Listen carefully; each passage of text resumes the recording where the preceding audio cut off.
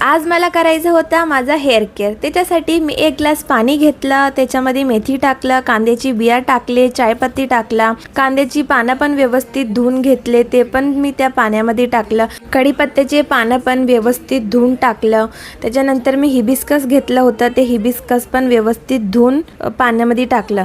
हे सगळं व्यवस्थित एक 5 ते 10 मिनिटं व्यवस्थित ह्याला शिजवून घ्यायचं। पाण्याचा कलर चेंज झाला की समजायचं की बनले। तर व्यवस्थित ते थंड करून एका गाळणीने किंवा तुम्ही कपड्याने पण गाळून घेऊ शकता। जेवढं मला पाहिजे होतं तेवढं मी काढून घेतलं, बाकीचं मी फ्रीजमध्ये स्टोअर करून ठेवलं। ते कमीत कमी 1 आठवडाभर तर तुम्हाला चालणार। हे बघा माझे केस इतके लांब होते, तर आम्ही तिरुपतीला गेलो होतो तर तिकडे मी केस दिले होते। तुम्ही एक गोष्ट नोटीस केला का, ही बाई तर पहिला हिंदीमध्ये बोलायची, अचानक आता कशी काय मराठीमध्ये बोलायला लागली।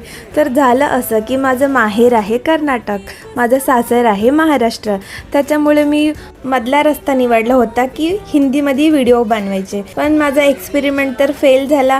असो, हे सिरम लावून झाल्यानंतर अर्धा ते 1 तासभर असंच केसांना राहू द्यायचं।